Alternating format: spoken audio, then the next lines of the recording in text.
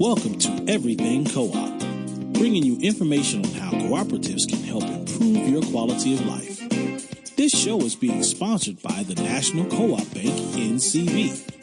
The NCB is dedicated to strengthening communities nationwide for the delivery of banking and financial services for the nation's cooperatives, their members, and other socially responsible organizations. For more information on the power of community ownership, visit ncb.coop. That's ncb.coop. Now stay tuned for your host, Vernon Oakes. Good morning, everybody. This is Vernon Oakes. Welcome. We have a beautiful day here in Washington, D.C. And on the phone with us this morning is Mr. John Holdsclaw. Mr. Holdsclaw is the Senior Vice President of Corporate Affairs for the National Cooperative Bank. Good morning, John. Vernon, how are you doing today, sir? I'm doing just great. Are you all ready for Christmas? We're getting there. We got a few more last-minute things to get, but we're pretty close. But don't worry about wrapping my gift, John. I don't need it wrapped up here. I would not have enough money in the world, Vernon, to get you a gift. Trust me. Well, all I like is that smile and that warm friendship that you have. That's enough gift. And talking about gifts, this Cooperative America is wonderful gifts to people. It's to get people to know how to control their own destinies. So what do you guys have, National Co-op Bank? What do you all have for 2017? What's planning? Well, we got a lot of things going on, obviously. I tell you, I thought about this yesterday. So much has happened since I was on the call last. And I'm really excited about going into 2017. We've had a great year. Obviously, most of the work that I do for the organization is within the cooperative and community development arena. So I think that we've had a great year in that regard because it's the part of the bank where we do a majority of our mission lending or work in low and moderate income communities. And so we've just had a chance to work with some great organizations, a lot of food co-ops. We've worked a lot with some cooperative CDFIs, community development financial institutions across the country. And so I'm just hopeful going into 2017 that we will continue to build upon that work and continue to impact the low and moderate income communities that we work in. So what are some of the food co-ops? Where are they located? Well, one is Clifton Market in Cincinnati, Ohio. We had a chance to work with them. It's a great project.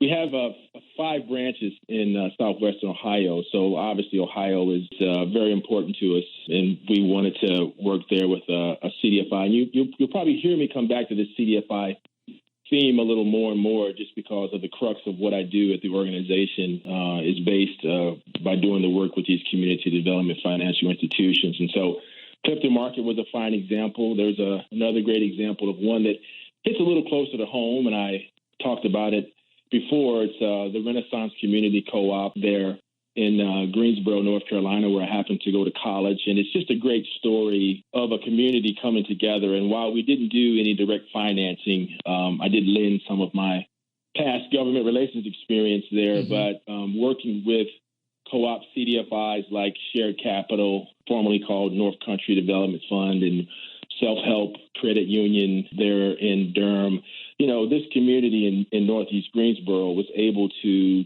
open this 10,000 square foot full service grocery store. And you're talking about a community, Vernon, that had not had a grocery store for 18 years. And so to be there on opening day in November was just extremely. Why didn't you invite me? I would have loved to have been down there, John. I tell you, it was an oversight. And as I always say, blame my head and not my heart, Vernon. But it was just a great. It was called a grand opening, but I would call it a celebration because it was just such a hard work by the community, predominantly African-American community, who, with the help of the city of Greensboro and Self-Help Venture Fund, which I am honored to be the chair of the board of, as well as Fund for Democratic Communities, and a few others, coming together to create this community-owned grocery store that is going to provide healthy food options to this community. 28 good-paying jobs. It's community-owned, and I am proud to say that I am owner number 1038, because the very first thing that I wanted to do when I got there for the grand opening was I wanted to join myself. And so anytime I'm back in Greensboro, I'm going to make sure that I stop at the Renaissance Community Co-op to do purchase a few things. My wife does most of the grocery shopping, and she wouldn't trust me in a grocery store, but I'll be able to pick up a few things when I'm in Greensboro again. You get some water. That's about it. I get some bottled water, maybe some paper towels.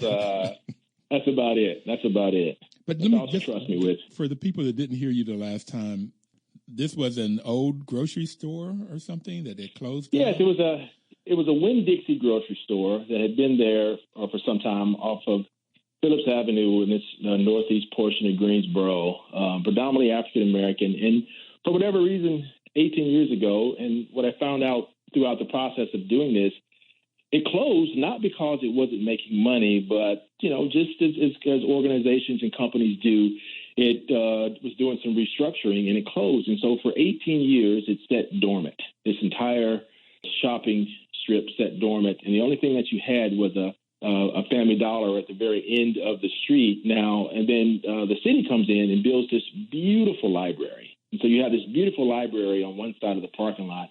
And then on the other side of the parking lot, you have this boarded up grocery store. And so residents would have to get on buses, many of whom are older Americans, and they'd have to get rides and take taxi cabs to get to some of the nearest grocery stores on Wendover Avenue or over on Summit Avenue. And so they all. I want to get this definition in. This is what we now call a food desert. The people don't have anywhere close by that they can go and get fresh vegetables and fruits. And for that matter, almost nothing except for a convenience store. Nope. There was a market there, and I won't name the name of it just to be kind, that I walked into and turned right back out of just because of the smell in the market. And all they really had was a couple things of fruit. I wouldn't say that it was fresh, and anything in the world that had sugar in it, they had it, and that's not healthy. And so it's unhealthy. The community. At all. So the community came together and knew absolutely, positively nothing about a co-op or co-ops or the cooperative principles. And so what they did was they educated themselves. And it was so empowering to meet the board chair and so many of the other folks who were coming together to do this. But they needed money from the city. They needed money from foundations and other folks to try to help them get off the ground. And so as a employee of the bank as well as a board member of the Self-Help Venture Fund, I kind of just lent my past government relations experience to them, and we visited the city council several times.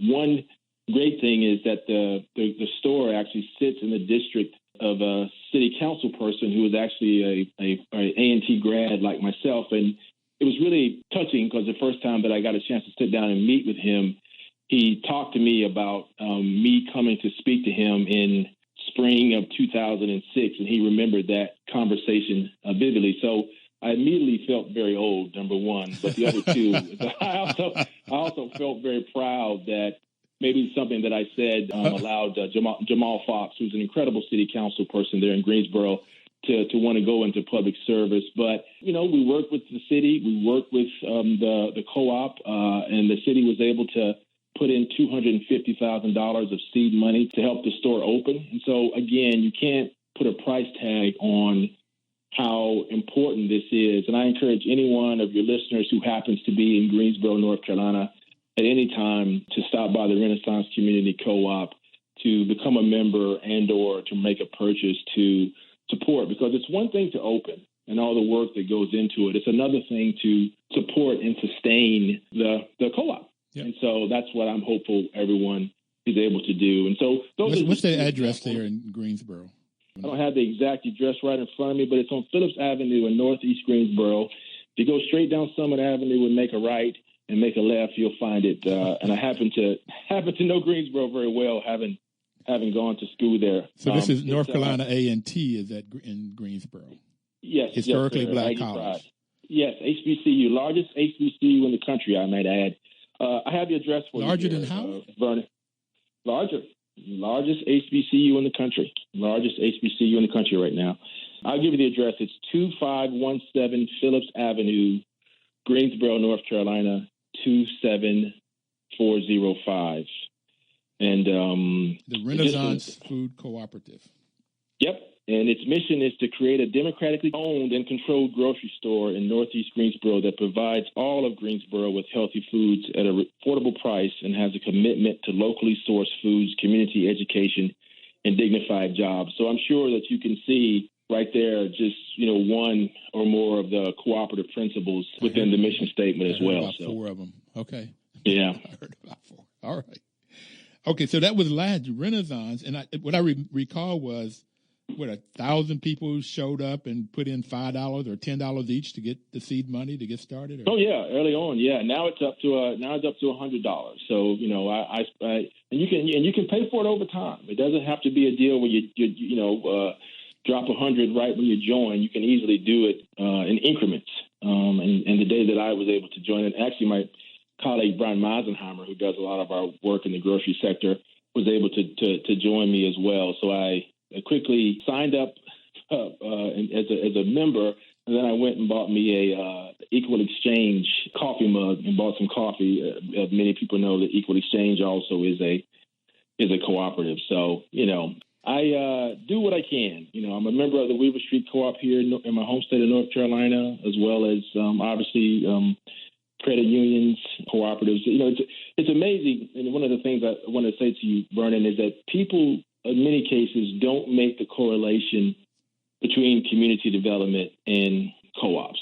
And as I said to you before, a lot of the work that I do is with these CDFIs, which are administered by the CDFI Fund and the U.S. Treasury. And there are actually 3 cooperatively based CDFIs across the country, and I'd love to give them a shout out because we work with them a lot. One is Shared Capital. It's a national loan fund and certified CDFI. There's another one called the Local Enterprise Assistance Fund, or LEAF. It also works to assist cooperatives and social purpose ventures. And then last but not least, there is the Cooperative Fund of New England. And so, it also, too, is a community development loan fund that facilitates socially responsible investing in cooperatives. And so out of 1,000 or more CDFIs that you have across the country, you have these 3 that are primarily based on working in community development around cooperatives. And that can take many forms, but in this case, with Renaissance, it took the form of a food co-op. We got to take our first break here, John, and it's so much information. And when you talk, I can hear the enthusiasm, passion that you have for this work. But we're going to take our first break, and then we'll come back, and I will give a definition. You've talked about worker-owned co-ops like Equal Exchange and consumer cooperatives like food co-op that you just talked about. But we'll be right back and talk more to you about what you guys are going to be doing, the NCP is going to be doing in 2017. Please don't touch the dial. We'll be right back.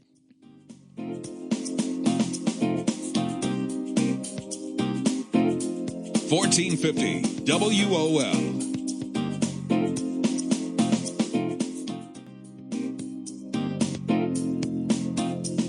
Welcome back, everybody. This is Vernon Oakes. The program is Everything Co-op. The National Cooperative Bank is sponsoring this program. And you know that WL is a great, great partner because, as they just said, information is power.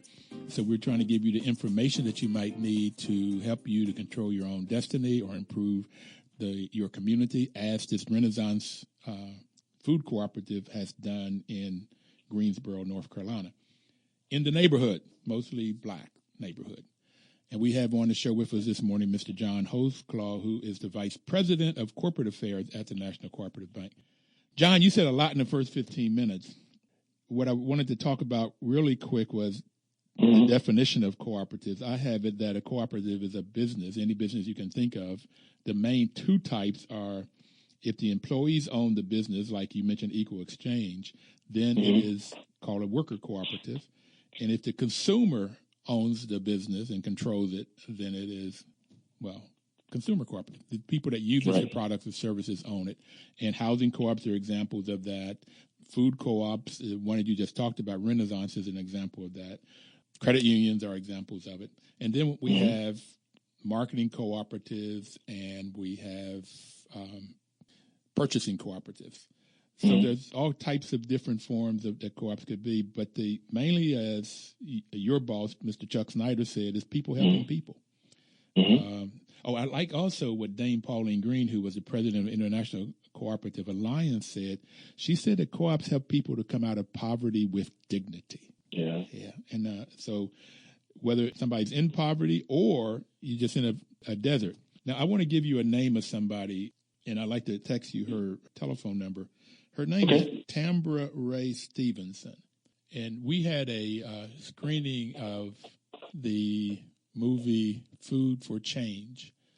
And I met her. There's a group of people that she is working with that wants to start a food co-op, or at least they're exploring the possibility of starting a food co-op in Southeast D.C. that is a food nation also. Okay.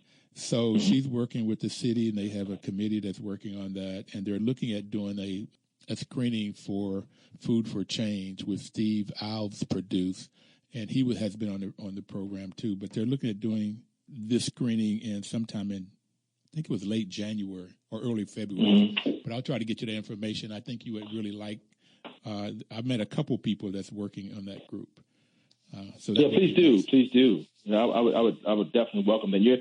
And you know what, Bernie, you're starting to see more and more across the country. For example, you just talked about the community in Southeast D.C., but you're also starting to see there's community in Minneapolis, a predominantly African-American community in Minneapolis, who is almost in the same situation that Renaissance was, where they're trying to find ways to start a co-op there, food co-op. And so what we tried to do is we tried to, link them up with the folks at Renaissance to talk about lessons learned and some of the nuts and bolts. But, you really touched on the different forms of cooperatives. And, in a lot of ways, the National Cooperative Bank touches all of them.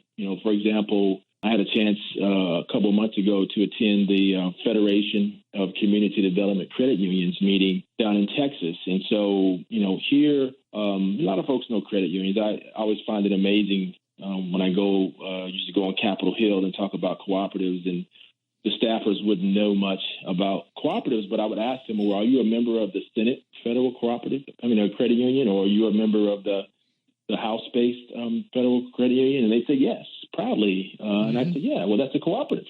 It's a cooperative. It's a credit union that is owned by its members. So you know more about cooperatives than you think you do. And so these community development credit unions, in fact, many of them are certified CDFIs, and they also do work in these LMI communities. And so we've worked very hard to establish partnerships with these CDCUs, as they're called, to either have a deposit relationship or correspondent banking relationship with them, but more or less on my side to try to find ways for us to work together on transactions in their communities to help them fill the gaps because they're all doing great work. You talked about worker co-ops and equal exchange. We do a lot of work with oneworker.onevote.org and their organization, whose mission is to build a national network of unionized worker-owned cooperative businesses, and so,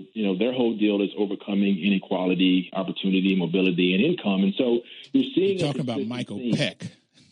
There you go. Yes, Michael Peck. He's been on the show a couple of times. My only problem with Michael Peck, he says 3 hours worth of stuff in about a half an hour. He has so much information. He is a wonderful guy.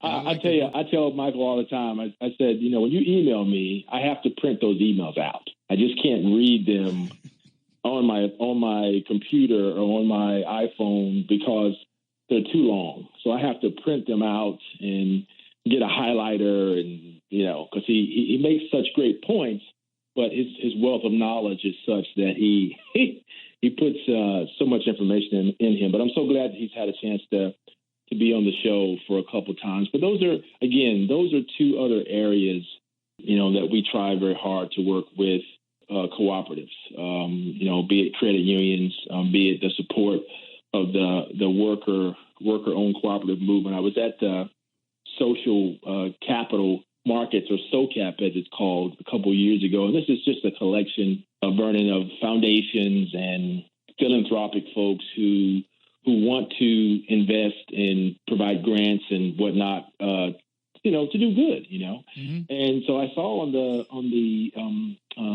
agenda, they had two very interesting things. They had one on housing co-ops, and it was led by, it's so funny. I know about our Twitter feed, but her name's escaping me right now. Local Vesting is the name of the book. And if you haven't had a chance to go out and buy it, please do. It's incredible. She spoke at our annual meeting a couple of years ago, and I apologize to her in advance for not remembering her name right now.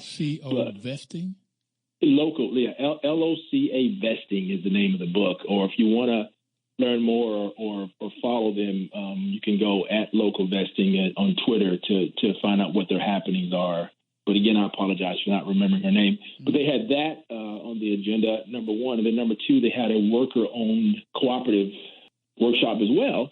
And I wasn't as surprised about the housing co-op one because that's pretty much been in the know. But I was surprised about the worker co-op presentation and workshop. And so I said, hey, I'll just go to that and see what some of these philanthropic and foundation folks feel about it. And lo and behold, it was packed. There were a lot of foundations there that wanted to learn more about the process and learn more about some of these worker-owned co-ops that are sprouting up all across the country. Even more so, I think that the City Foundation just recently, earlier this year, had a webinar on worker-owned co-ops. And so you're starting to see more interest as folks are obviously aging who own companies and may or may not have children to pass the companies on to, but are giving their workers the opportunity to buy or to cooperatively own these companies. And so, it does my heart good because I know going into 2017, and while it will be a very interesting year from a lot of different standpoints in the political arena as well as many other things, I do think that the one constant thing that will be this increase in folks wanting to learn more about the cooperative principles and worker co-ops and things of that nature. So I'm very excited about that, and I think that NCB's work will even be more prevalent going into next year because of this rise in the desire to want to learn more. Yeah, and one of the things I heard at NCB's annual meeting from the U.S. Federation of Worker Cooperatives, they said that 40% of the people that are starting worker cooperatives are brown or black. They're people of color. Yeah. And that did my heart good because one of the reasons I like and fallen in love with co-ops is because this is the way that I see that people that don't have money, don't have wealth, don't know how to create wealth. And the whole system of poverty, it's sort of intended, maybe by design or maybe it happens this way. But once you're in poverty, you stay in poverty. You dig further and further into the hole. You don't dig, out of the hole. That's it. And co-ops is a way of learning how to operate a business, learning how to work together, learning how to solve problems together. And there's going to be conflict, learning how to deal with the conflict. And when there's money made, you share the money. But the workers decide how that money is shared. And so I love co-ops and hope that more and more people would get involved with them. And the U.S. Federation of Worker Cooperatives is one place to go. You also, the CDF.coop, Cooperative Development Foundation has some funding to help start some co-ops. So there's a lot of places out there to help if you want to get started. And if you can call John Holdsclaw at the bank, or you can call me if you have an idea about starting a business, any type of business, then we could sort of help lead you to the right places to get some support and help. You're right. And so, again, that's what I'm getting a lot of. I'm getting a lot of people who are calling me. And, I tell you this, I also stood on the board of the Carolina Small Business Development Fund, formerly called the Support Center here in North Carolina. Incredible leader there, Linwood Long, and I happen to chair the Policy and Research Committee. And, they understand the cooperative piece. They do and want to find a way to do more work. I mean, they also do incredible work with veterans. They do incredible work with African-American and small businesses owned by people of color and whatnot. But John, we're going to come right back. We've got to take our second break. I don't want to stop I got you. talking. I got you. Thanks, Vernon. I got you. Talk soon. We'll be right back.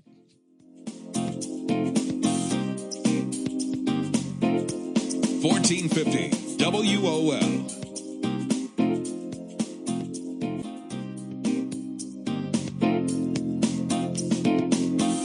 Welcome back, everybody. This is Vernon Oakes, Everything Cooperative. We're talking about cooperatives. John, when we took the break, you were telling us about the Carolina Small Business Incubator or Development Center?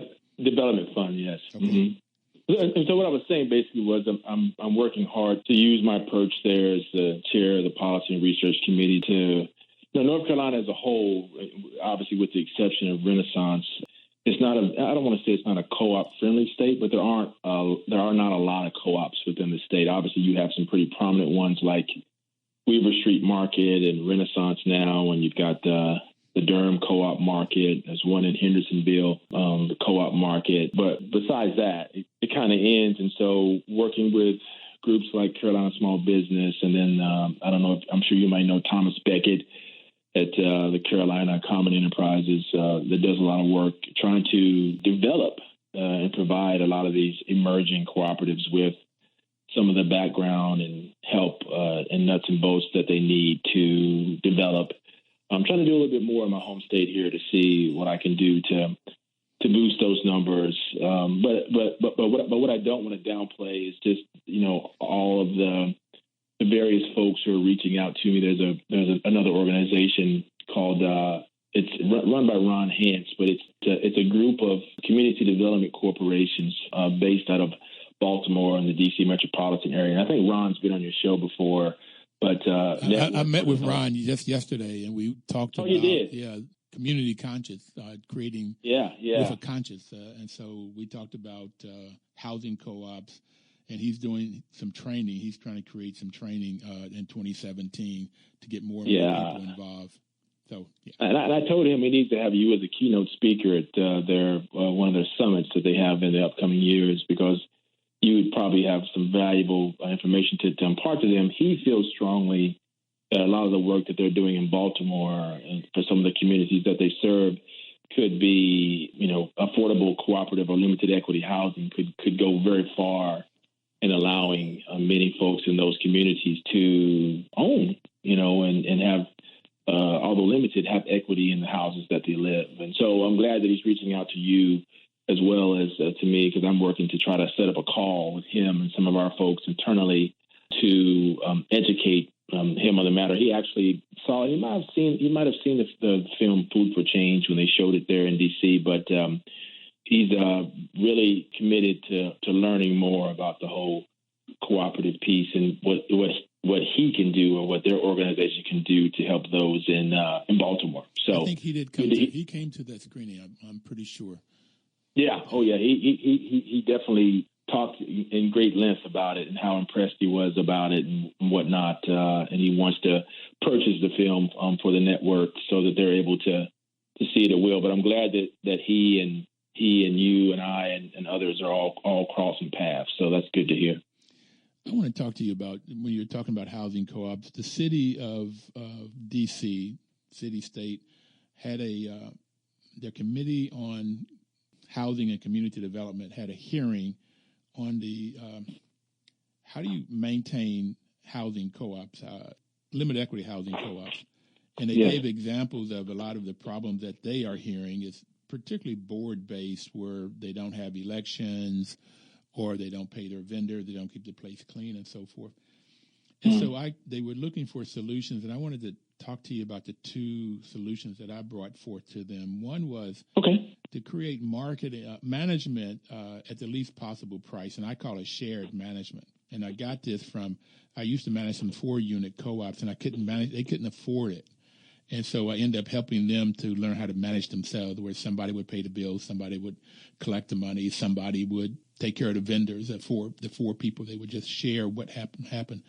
But I was thinking, well, perhaps I could still do the bookkeeping and the reports for them at a real nominal price.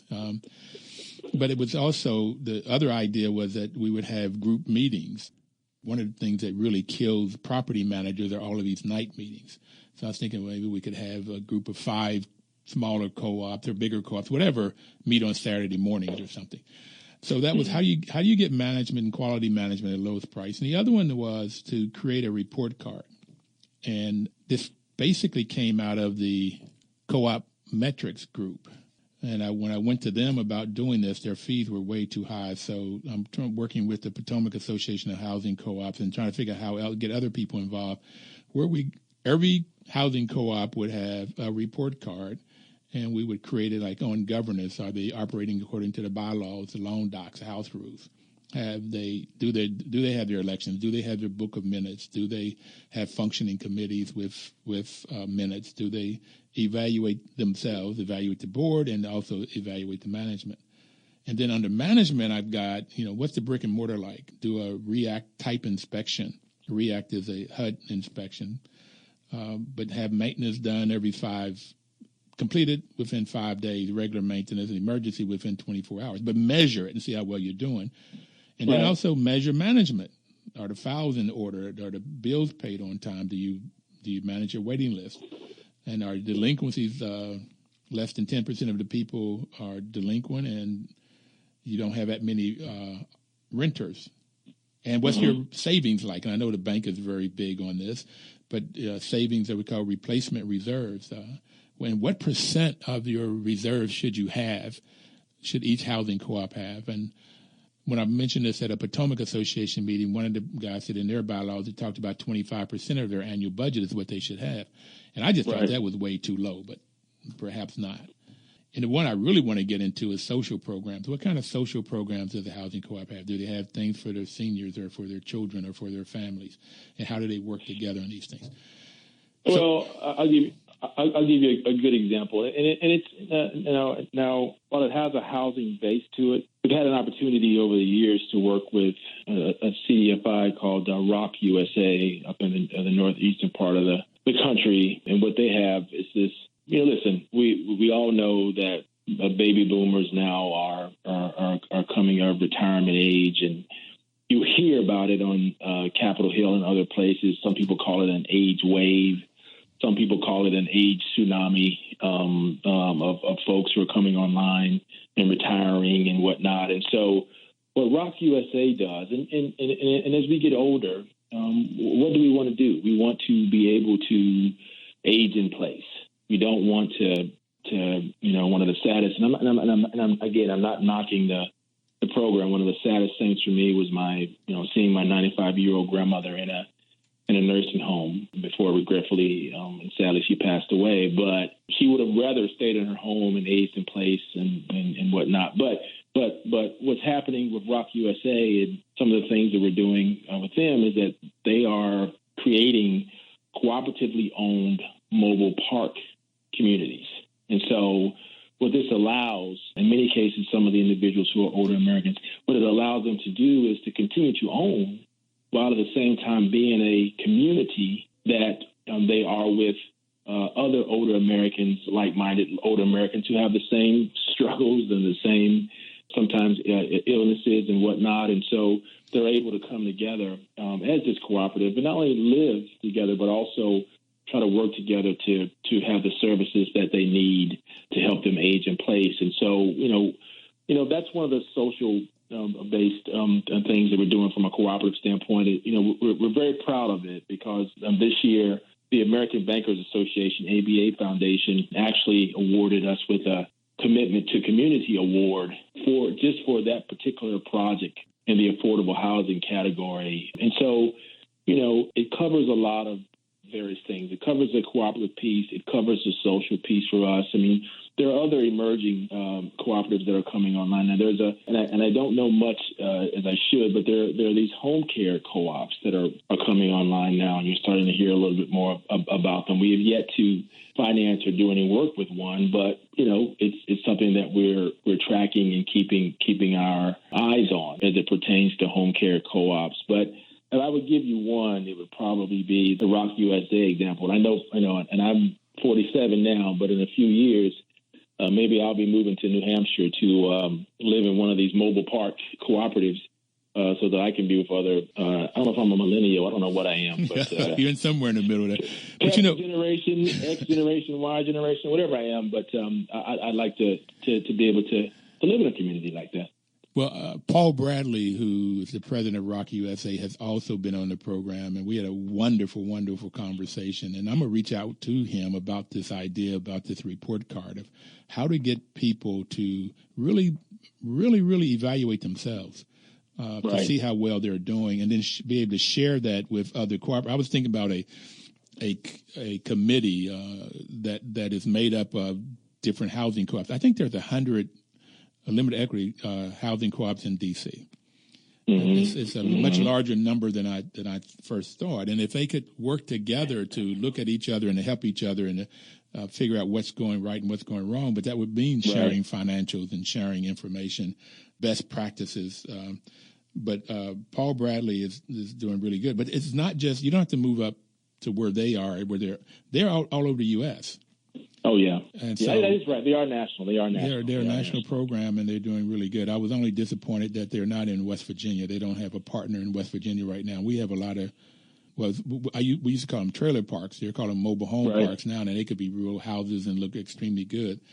But, there's a lot that we can do to help people help themselves, basically. Well, you couldn't ask for a better one than Paul, to work with this on, number one. And number two, I definitely am surprised by the 100 number of co-ops in housing co-ops in D.C. at 100. But at the same time, if you even think about the solution you're trying to do here, Vernon, it's a cooperative solution. You're all coming together to try to find a way to provide this shared management or a checklist or things of that nature that can be uniform and agreed upon by all these cooperatives, many of whom have benefited from lesson learned, and many of whom can benefit from things that they don't know. And so, again, I applaud you for that effort, and in any way that NCB can help in regards to providing any knowledge or expertise from a financial standpoint and the financing of these and records and whatnot, we would be definitely happy to lend a voice to that. Well, that was one of the reasons I was telling you, because I'm really impressed with what you and NCB does. So getting your brains on this one could be very, very helpful. And it also could help the bank, because people can see problems beforehand. That would be the idea, and then therefore be able to solve them working cooperatively. And one of the things that I've been tasked with, and let me know I am on time, but I've been tasked with this overall CDFI strategy and this outreach to these CDFIs. And listen, we're not a community development bank. We're not a certified CDFI. And I tell folks all the time, but I do feel strongly that we are a mission-driven financial institution. And that's, congressionally mandated in the law that created us. But over the course of years, it's become a part of our DNA. It is your DNA, and it is our DNA. We're going to take our last break and come back and talk more about your DNA. Yes, sir. And probably I need to have you on another time here sooner than the last time. Okay. We'll be right back, everybody. Please don't touch that dial.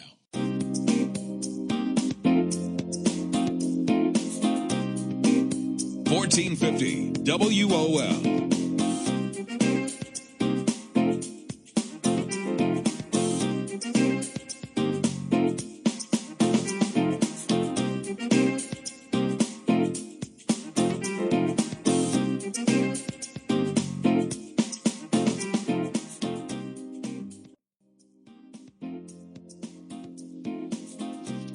Welcome back, everybody. This is Vernon Oakes, and we're talking about cooperatives with Mr. John Holdsclaw, that's Holdsclaw, who is the Vice President of Corporate Affairs for the National Cooperative Bank. John, we just had somebody call in and wanted to know how to get a hold of you. How to get a hold of me? Yeah. Okay. Contact information. I can give my direct line at work as well as my email if folks would like to have it. My direct line at work is area code 202-349-7448. And then my email address, and I apologize, it's a long last name. It's J Holdsclaw, HOLDSCLAW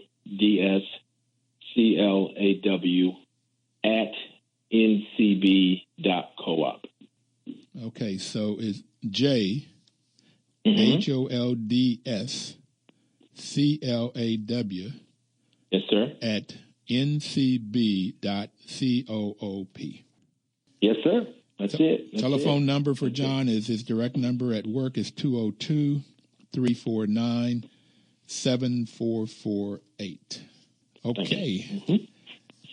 All right. We were talking about the DNA of the National Cooperative Bank when we took our final and last break. Mm-hmm. And so we only have about another 13 minutes here, John. So let's pick what we want to talk about because you have so much that we can talk about. But you said it was a mission-driven bank. It was created to support cooperatives, and particularly, I think it was what it was called, communities that had problems. Well, I mean, I think if you look at it, and it was chartered in the 95th Congress, and the original act was called the National Consumer Cooperative Bank Act, and so it was formed to deliver financial services to, at the time, obviously an underserved niche, cooperatives, housing cooperatives, but the part that when I talked about our DNA, that is the bulk of the work that I do, is that per the act, there was a provision there that we must make best efforts that 35% of all of our disbursements be in low and moderate income communities. And so you're talking about, I can't, like I always say, I can't stack up what we do in LMI communities against some of the larger banks in the country, but I will sure go toe to toe with them from a percentage standpoint. So last year in 2015, we did $290 million in low and moderate income communities. So you're talking about, $170 million in housing. We did $56 million in community development and expansion. An emerging thing for us now is renewable energy, $33 million in that.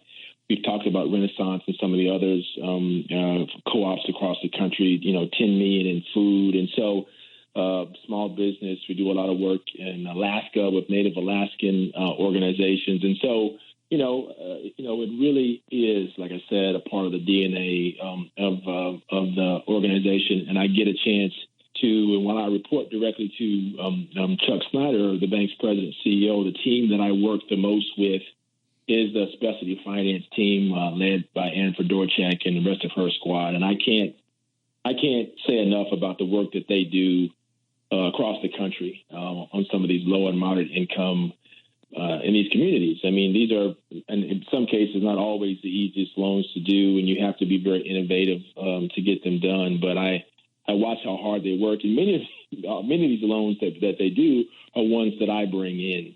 Or ones that I try to bring in from a business development standpoint. But, the bank, I always say that the bank is probably the best investment that the federal government has ever made just because of the return that we've given not only to LMI communities, but to cooperatives as a whole.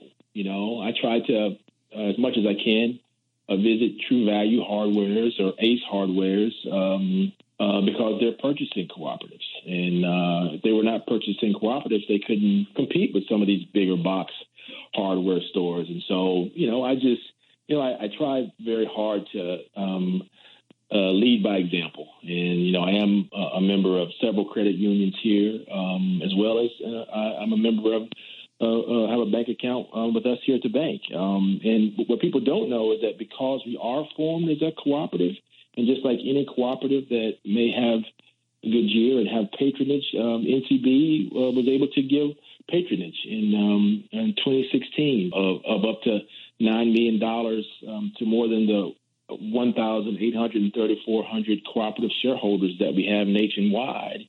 I think out of that $9 million, which could have been more stock, we gave $3.6 million in cash. And so if you're this cooperative member, small or medium, and you get this patronage check from being a member of this bank that is a cooperative, I mean, in many cases, that money can be pennies from heaven. And so, we try to live our brand and to the best of our ability. And anybody who may follow me on Twitter, you may see two things. You may see a lot of college football stuff, but you also may see a lot of things about #GoCoop. And I don't know if it gains me followers or loses me followers because it's not the most exciting Twitter feed in the world. I really don't really don't want anybody to know that I had eggs and turkey bacon for breakfast this morning, but I do want people to know that there's a really cool startup co-op in D.C. right now. And so, again, we just try to lead by example, and, our brand is very important to us.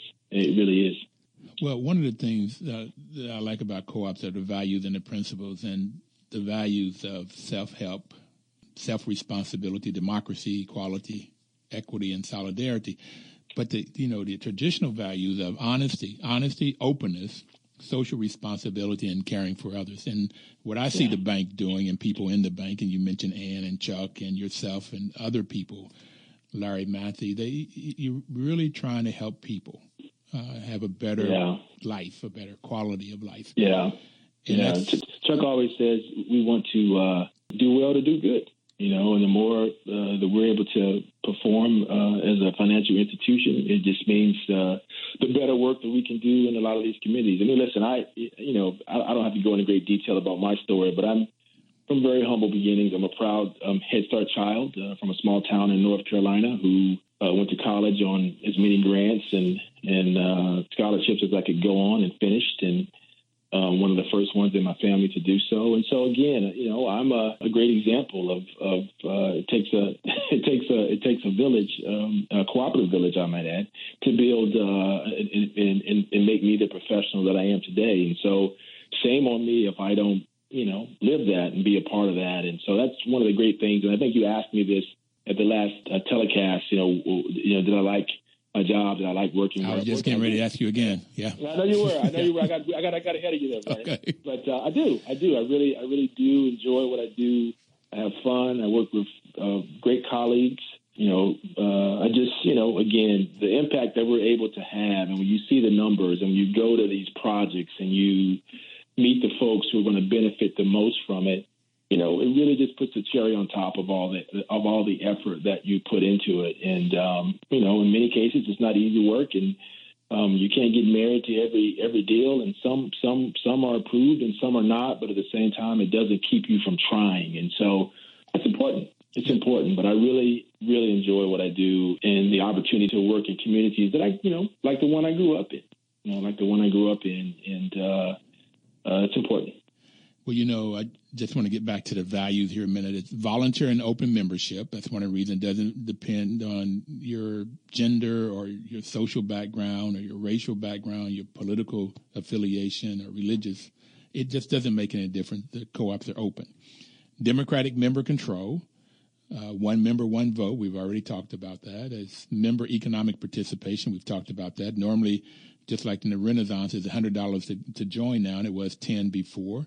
But if the Renaissance make money, or when it makes money, the members can decide to give back some of that money. Could be in Renaissance paper, so you can come in and buy stuff at the store. It could be in different kinds of forms, but you have a way of getting back if the entity is successful.